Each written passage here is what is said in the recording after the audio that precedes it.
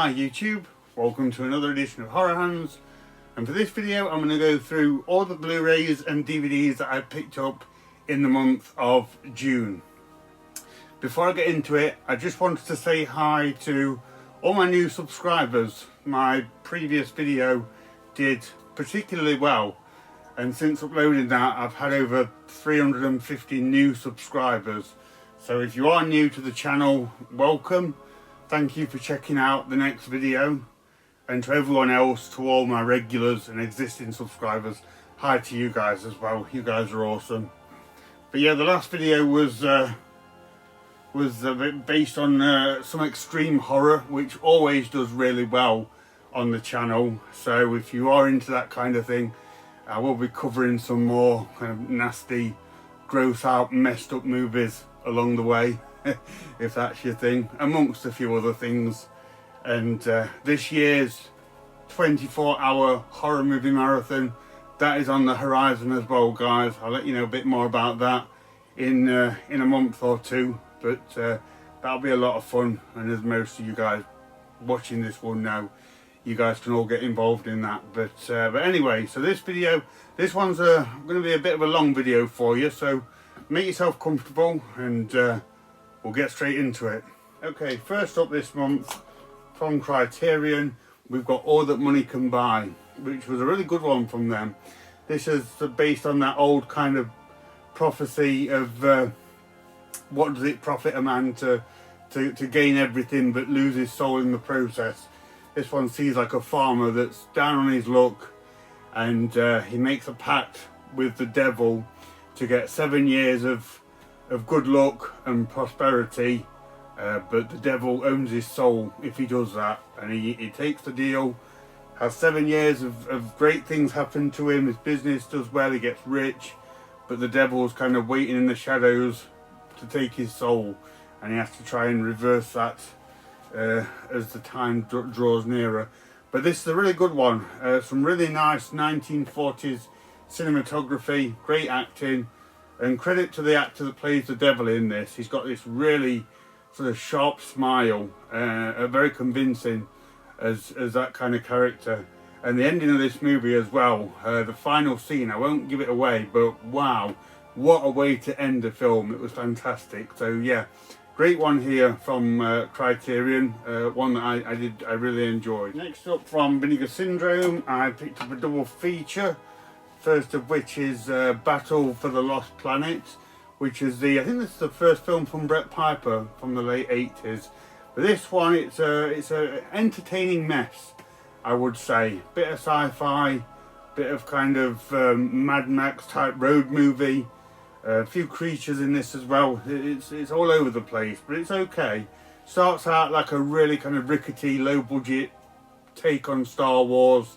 And this guy crash lands onto like Earth, where he gets involved in this biker gang, and they're just trying to sort of restore peace and order to the galaxy. But very, very low budget, very B-movie-ish, but it was okay for what it was. And then coupled with this is Mutant War, which came out a couple of years after that. It's kind of the same gig, to be honest. I think even Brett Piper says the producers just asked him to make a very similar film, and he did. So if you enjoyed the first one, you're likely to enjoy the second one. Again, it's a bit of a mess of a film, but it's entertaining enough. This one's got Cameron Mitchell as the bad guy, wearing a very ridiculous costume, but entertaining nonetheless. So yeah, if you like sort of hokey, low budget 80s sci-fi stuff, you might want to check these two out. Next up from 88 Films, I picked up The Beast in the Cellar. This one was okay. I wasn't expecting to like this one. I heard that this was a very slow movie and is not the kind of horror-filled creature feature that the title might suggest. And that's true, so didn't expect too much from this. Gotta say, I did enjoy this one though. I did like this one. But I enjoyed it more for kind of the aesthetics and the kind of classic Britishness of this one. If you're looking for all-out horror and creature feature, it's not to be found here. But this is quite a charming early 70s British movie. of these, I think they're two sisters that live in this big posh house, and they've got a secret sort of relating to this beast in the cellar. I won't say or give away anything else, but you have to sort of watch it to find out what that is. But yeah, I enjoyed it for what it was. I think it's set in Lancashire, so you get some nice shots of the Lancashire countryside, and as I say, just some kind of classic British filmmaking here, some sort of posh British accents on show and things like that. So a full-on horror film it is not, but I did enjoy it for what it was. Next up, I picked up what looks like some shot on video craziness here with Blind Faith. Not had a chance to watch this one yet. It looks interesting. Something about like the boundaries of pleasure or pain or something. Sounds a bit Hellraiser-ish, although I doubt very much it will be. But yeah, if you've seen Blind Faith, let me know what you thought of this one. Next up from Herencia, I picked up The Cat and the Canary, the wonderful version of this from 1927. This is a silent film, one of the first films to kind of explore the old dark house sort of subgenre. This is a really cool sort of murder mystery with a bit of supernatural sprinkled in as well, where all these people gather at an old creepy mansion. Someone gets killed off and they're sort of trying to find out what's going on and who's doing it. But yeah, really wonderful film. If you like vintage horror cinema and silent movies, definitely check this one out. It's a really nice release from Herencia as well, so great to finally get this one in the collection. I really enjoyed it.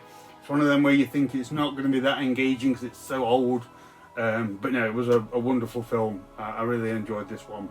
Next up, I picked up Clown Face, which is just a low budget indie slasher film. It's a British movie as well about this killer who's going to go around killing people.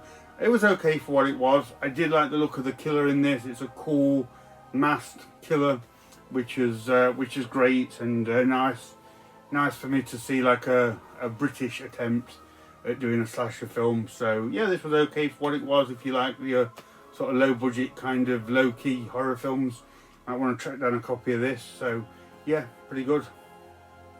Next up is another double feature from Vinegar Syndrome. First up, Criminally Insane, which was a pretty good kind of grindhouse drive-in movie of this woman who is released from like a mental asylum. She goes back to live with her aunt, I think it is, but can't help resorting back to her homicidal tendencies, shall we say, and it kind of follows her in this house, bumping off numerous people that are around her or come to the door, that kind of thing. Worth noting for quite a young George Buck Flowers. He's in this as the detective. So yeah, I enjoyed this for what it was. And then on the other side of this, it's Satan's Black Wedding, which is probably the slightly better of the two films. This is the guy who's looking for his sister that's got involved in like this weird religious cult. But as well as that, they're like vampires. So he thinks he's looking for this cult, and he also uncovers like this coven of vampires, which is pretty awesome. And the vampire aspect of it reminded me a bit of Salem's Lot. I got kind of Salem's Lot vibes from the vampires themselves. So yeah, again, another pretty good drive-in grindhouse movie from the early 70s. So yeah, decent double feature there from Vinegar Syndrome. Next up from Arrow, I picked up a copy of the Death Walks Twice box set.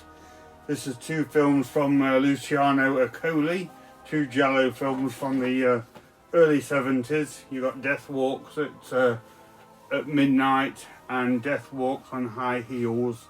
And the first one is Death Walks on High Heels, and I did enjoy that. Giallo is not my favourite subgenre of horror, but I enjoyed both of these, particularly Death Walks on High Heels, the first movie, because although it was a giallo, the majority of that film was set in this like British seaside town, which I thought was quite novel for that kind of movie. But it's got Susan Scott in both films. In fact, a lot of cast return for both of the movies, and yeah, I just enjoyed these. They were pretty good kind of giallo murder mysteries that kept me guessing all the way through. So really nice to get this this box set, as well as it is long out of print now, but I was able to find a reasonably priced copy on eBay. So yeah, happy to add this box set to the collection.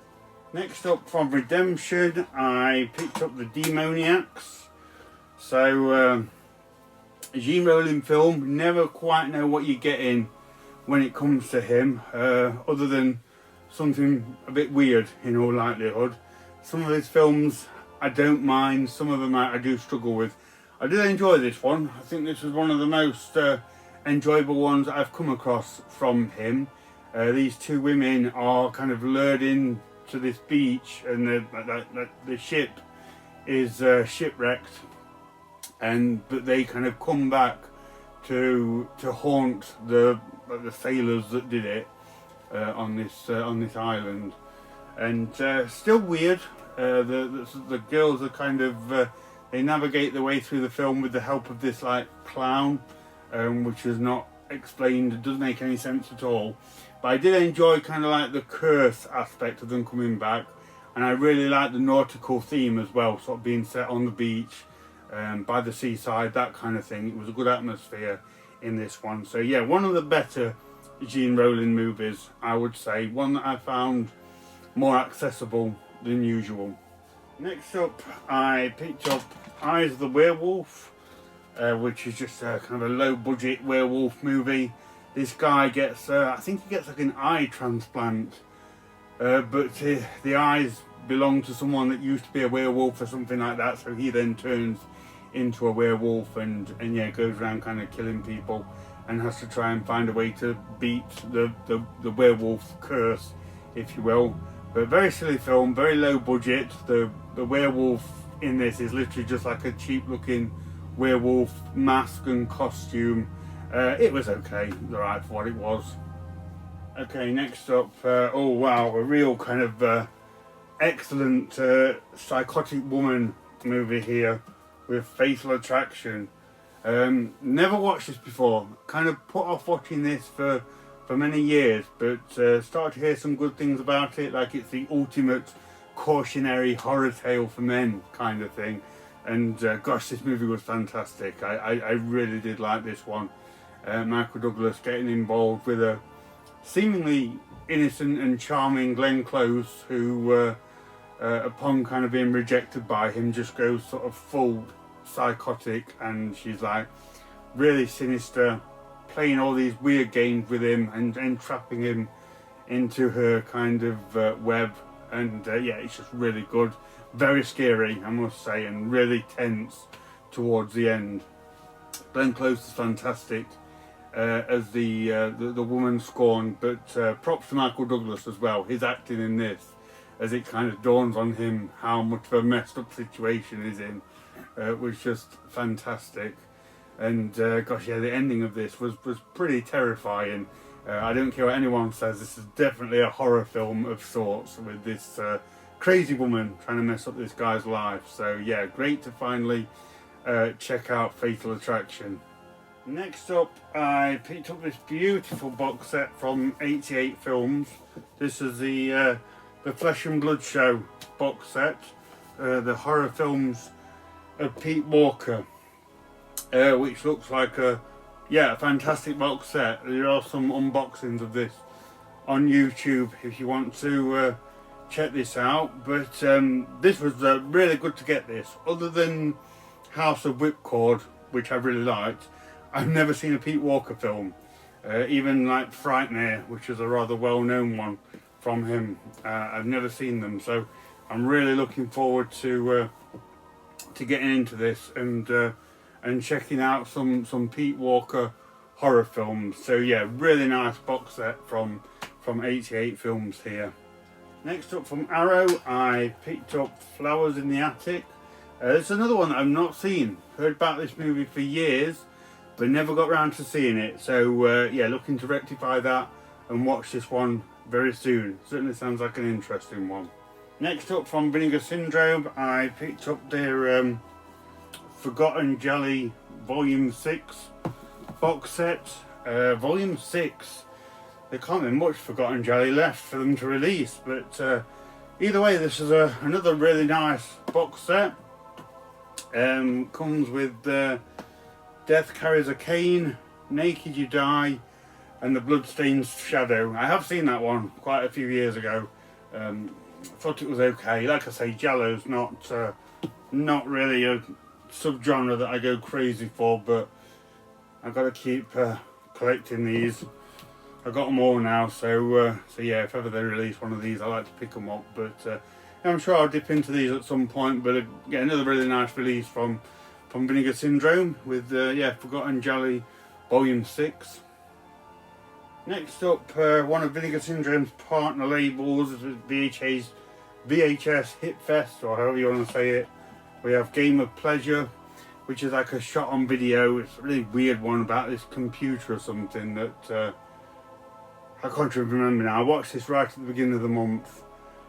Gotta say, I didn't like it. This was all over the place. It was more like a weird early 90s music video than anything else. Not one that I enjoyed at all, unfortunately.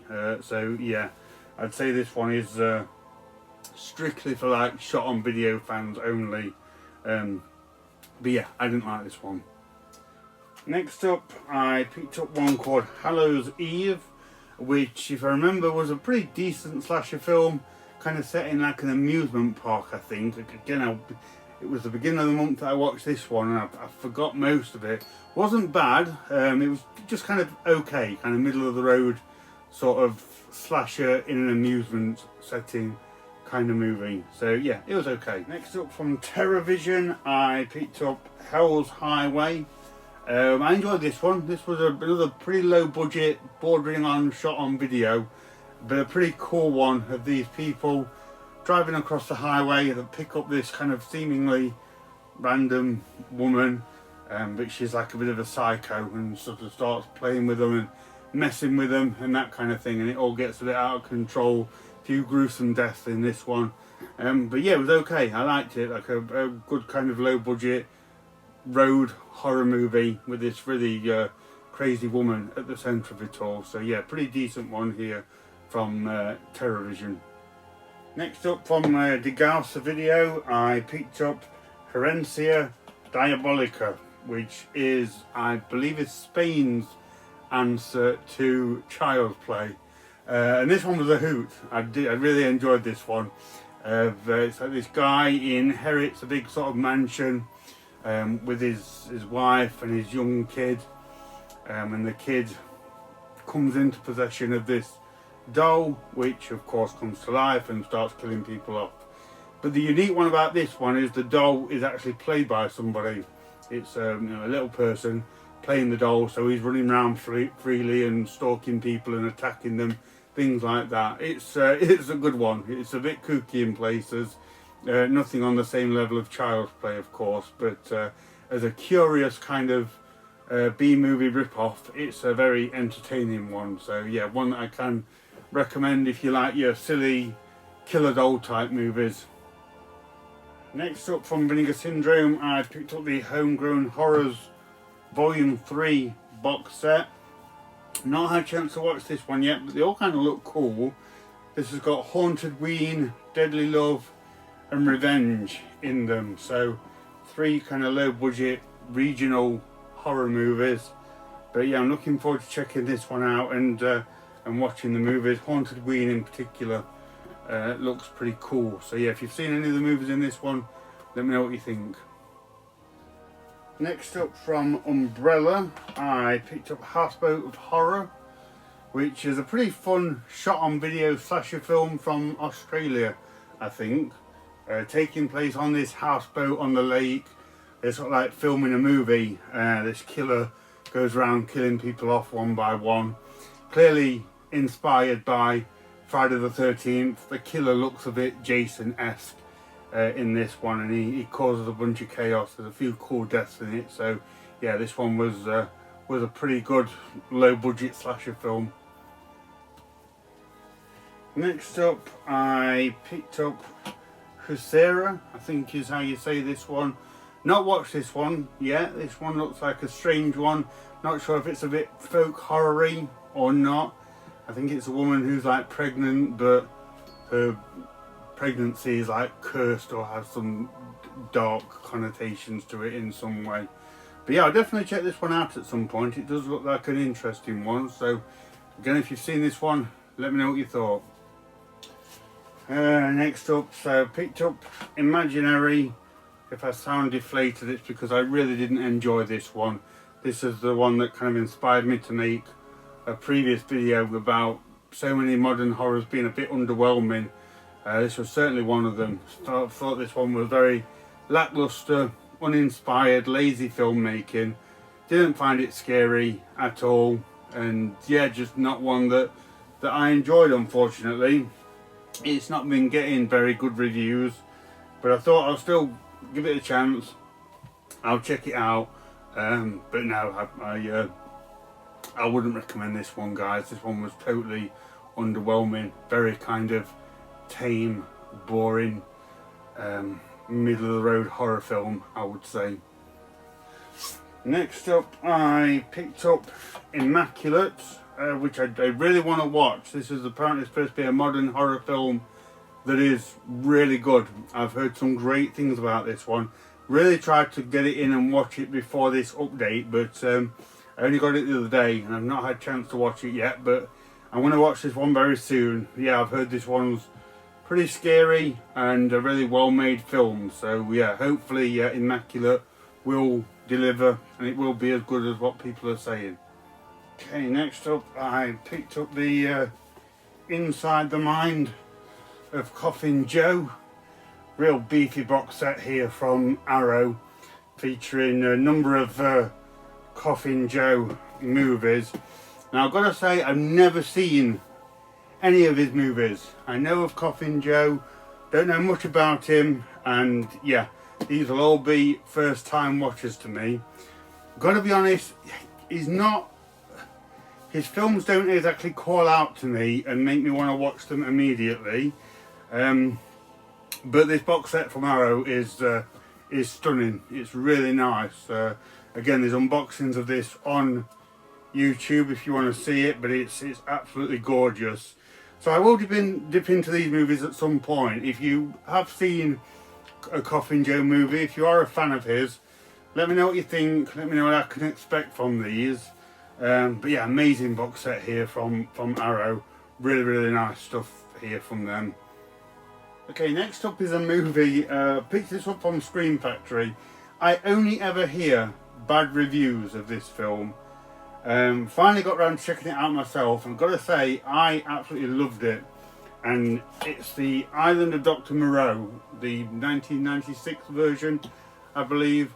I thought this was absolutely fantastic. It's such a fun movie of Marlon Brando in a crazy role, who's like a scientist that's created all these monsters and creatures on this island, and they've kind of created a community and a hierarchy, but it all gets a bit out of control and a bit crazy.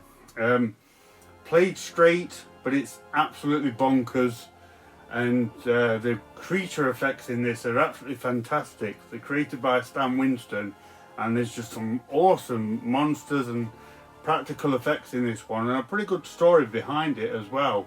As I say, you've got Marlon Brando acting all eccentric, and I think this one was kind of hampered by a few problems. I think he was kind of crazy behind the scenes as well. This might be the movie where I think he refused to learn any of his lines, so people had to stand behind the camera with cue cards so that Marlon Brando could read his lines. I think this was that movie. There might have been a few, but I think this was certainly one of them. Val Kilmer's in this, but has like virtually nothing to do in it. I don't know why he was in this movie. The main person in this really is David Thewlis, who brings quite a bit of validity to this one as well with his character. But we kind of see the movie through him, and he's great in it. But yeah, this was way better than what I expected. I have no idea why this movie gets so much hate and doesn't get more recognition. And great artwork from Scream Factory on the slipcase of this one. I feel that this cover kind of sums up the tone of this one more than the kind of the theatrical artwork that it got back in the 90s. I think I've got it on here. So yeah, that doesn't really kind of give you much, and yeah, doesn't look as cool as the slipcase artwork. That's pretty awesome. So yeah, Island of Dr Maro was a very pleasant surprise. I actually thought it was excellent. So yeah, let me know what you think about that one, if you agree or not. Next up from Agfa, I picked up the last Slumber Party, which is a very low budget kind of late 80s slasher film about just a bunch of girls that have a sleepover, and there is a killer going round. This one looks like it's got like a surgeon mask, medical looking killer. So not a lot going on in this one, very, very cheap and low budget, but I did quite like it because it sort of harked back to that kind of just simple 80s girls having a sleepover slasher film, and sort of reminded me of like the late 80s sort of straight to video horror film heyday. So kind of charming in that respect. Next up, I picked up the last Voyage of the Demeter, which was another one that I was disappointed in, unfortunately. This one, I just expected a bit more from it, I guess. I didn't particularly like the characters, thought it was sort of unnecessarily drawn out. Didn't like the look of the vampire either. He was a bit too much sort of CGI flying about the place. I would like something a bit more kind of traditional sort of Dracula or Nosferatu look, maybe like a character in a cape kind of thing who was sort of hitching a ride on this ship, rather than the flying about CGI creature that we got. And I mentioned it in another video, but just the fact that this is taken from like one chapter, like a small portion of a book, just I don't think it boded well for the film, because you know where it's going, you know about the events afterwards. So I didn't quite get the point of this one entirely. So yeah, one that I was really looking forward to as well, but yeah, kind of missed the mark a bit for me, unfortunately.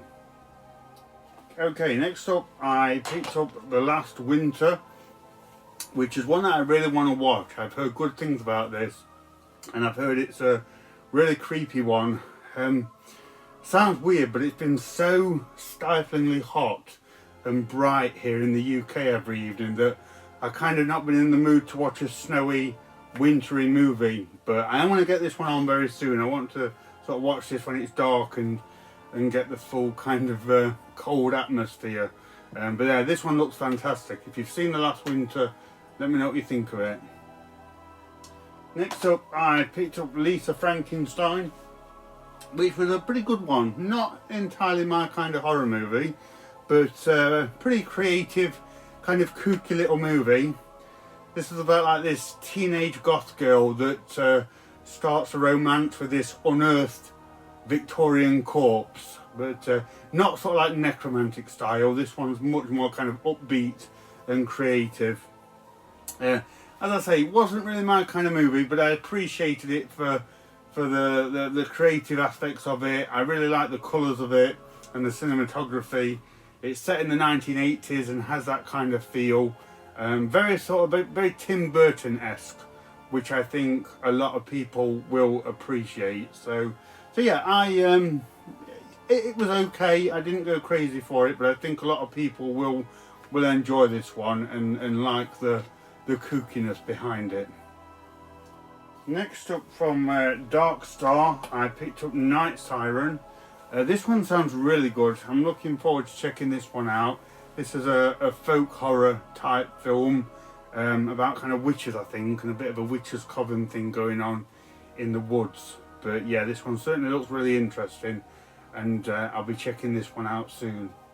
Next up, I picked up Night Swim, which is another one that I was looking forward to, but was just disappointed by this one. Underwhelmed again.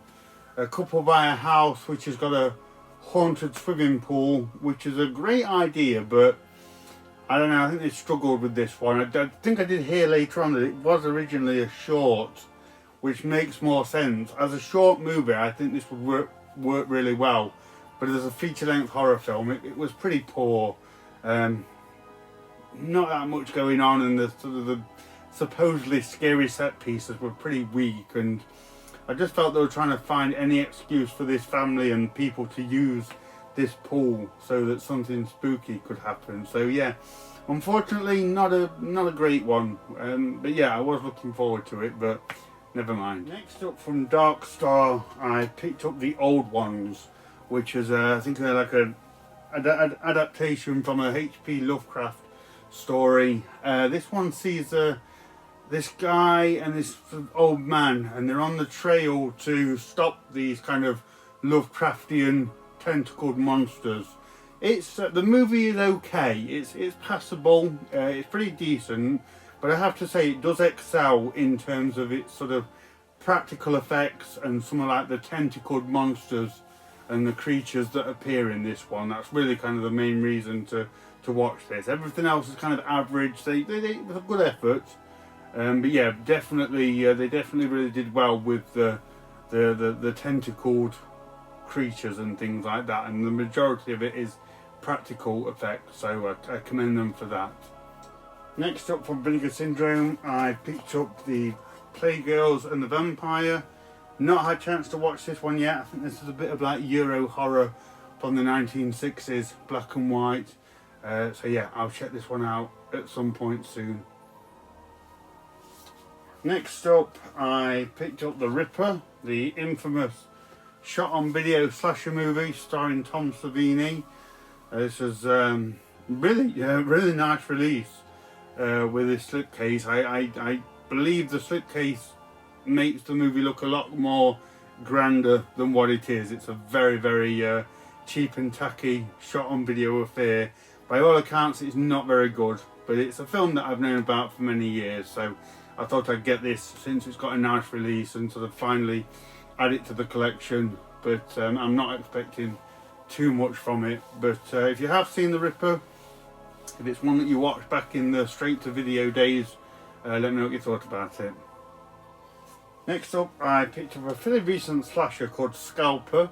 This one was okay. This is about this killer going around killing people and scalping them.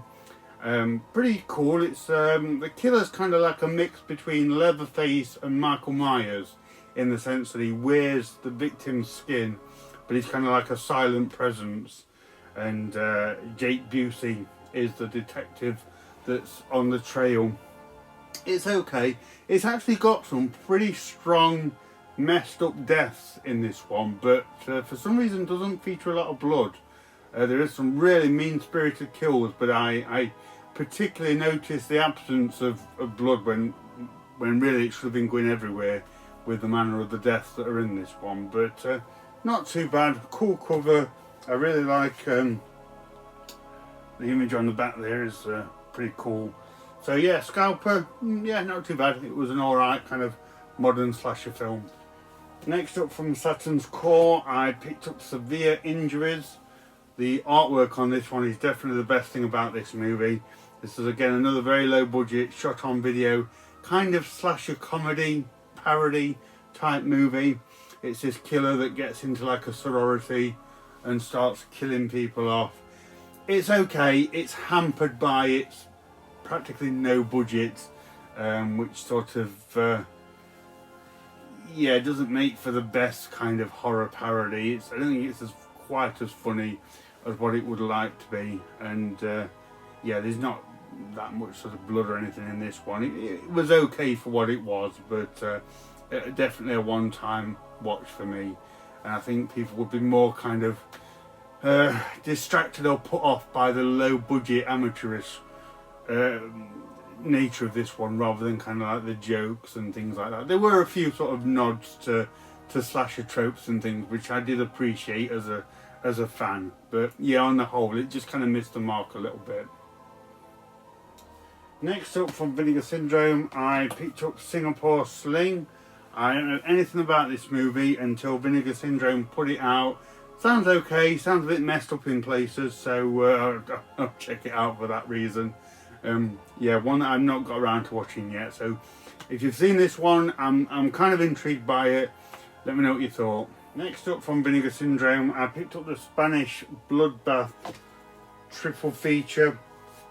which features Night of the Skull, Violent Bloodbath, and The Fish with the Eyes of Gold. So yeah, don't know anything about these movies. Interesting titles, so yeah, we'll have to see. Usually you often get at least one gem in these kind of multiple features from Vinegar Syndrome, but I really love that that artwork. Is yeah, if nothing else, that's a really cool slipcover. So yeah, I will check out these Spanish horror films soon and see what they're like. Okay, next up is another double feature from Vinegar Syndrome, first of which is Specters, which I enjoyed. This was a pretty cool, it's an Italian horror film where they're working on some excavation and there's like a curse that's unearthed from them doing that, and a few people get killed off by this kind of unseen presence. Donald Pleasance is in it, which is pretty cool. This one, it kind of flirts with the idea of being a creature feature, but never fully goes there, unfortunately. But I did enjoy it as like a piece of late 80s Italian horror. And then this one is coupled with Maya, which again was pretty decent. Another good late 80s Italian horror film of this sort of Mayan curse that afflicts this village. And I think this woman's trying to get to the bottom of it because her father got caught up in it and killed. Not too bad. There's a death in this kind of on the cover, which is very reminiscent of Hellraiser, where all these hooks go into this woman. So that was quite cool to see. But yeah, two pretty decent late 80s Italian horror films right here. Next up from Shudder, I picked up When Evil Lurks, which I've heard is a good one. Not had a chance to watch this yet, but I've heard some really good reviews about this one, and I think this one's pretty scary as well. So hopefully When Evil Lurks will deliver and be a good one. Next up, I picked up Where the Devil Roams. Again, don't know anything about this one. This is a blind buy from Vinegar Syndrome's partner labels. So yeah, we'll check this one out at some point. But yeah, sorry, got nothing on this one. I had no idea what this one's like or what it's about or anything. Next up from Scream Factory, actually. Didn't expect Scream Factory to put this out, but it is Winnie the Pooh, Blood and Honey. I've heard a lot of hate for this movie, actually. More hate than anything good. Gotta say, I did actually enjoy this one. Just take your brain out and enjoy this really weird little slasher film, obviously based on the Winnie the Pooh cartoons, but in this one they've kind of turned evil and gone all sadistic, and they're killing off this bunch of teenagers that have got this house or something near to the 100-acre wood, and Christopher Robin comes back as a young man, but even he kind of falls victim to the Winnie the Pooh monsters in this one. But it's got some good kills. I like the creatures. I like how they changed them up for a horror film. So yeah, I didn't mind it. Call it a guilty pleasure, whatever you want to say. But I did actually get some enjoyment out of Winnie the Pooh, Blood and Honey. So yeah. Next up from Vinegar Syndrome, I picked up the 4K of Witch Story. Really nice release from Vinegar Syndrome. Pretty decent movie as well. Another one from the late 80s. I think it's Italian. At the beginning of the film, this woman gets put to death for being a witch, but she kind of curses the place and vows to come back.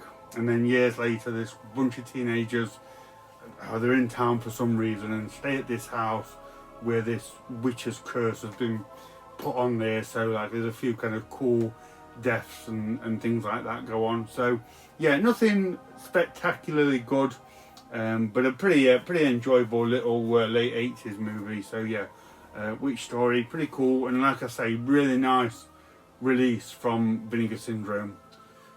Next up, I picked up Without Name, which is another like folk horror. This is like an Irish folk horror movie of this guy. He's in this big sort of forest area surveying, and it's kind of like, I don't know, there's like spirits or a curse within the woods, and it starts to kind of mess with him and mess with his perception of reality and things like that. It's a very, very slow film, very uneventful, completely slow burn. I don't know if I liked it or not, to be honest. I love the setting and I love the notion of this curse in the woods and that kind of thing. But I probably would have liked for a bit more, something a bit more to happen, something a bit more palpable to have gone on in the movie. But certainly enjoyed the setting and the atmosphere of this one. And then last up, from Television, we have Wood Chipper Massacre. Great to finally get this one. It's a title that I've wanted for a long time. Shot on video trash, but one that I did enjoy. It's this family, his brothers and sisters, and the dad leaves them to go to work, and they are like babysat by this aunt or grandma or someone, and she's just horrible. She's just like really draconian, doesn't let them do anything, gets onto them for every little thing, and is really annoying. And they end up killing her accidentally and sort of decide to dispose of her body in this wood chipper that they've got out in the garden. And then of course people come round asking questions and, you know, causing more trouble. So of course you know what happens to them as well. Not as much wood chipper massacring in this as what you might expect. It's very sort of secondary in the plot. But I just enjoyed this one. It's just a fun shot on video film.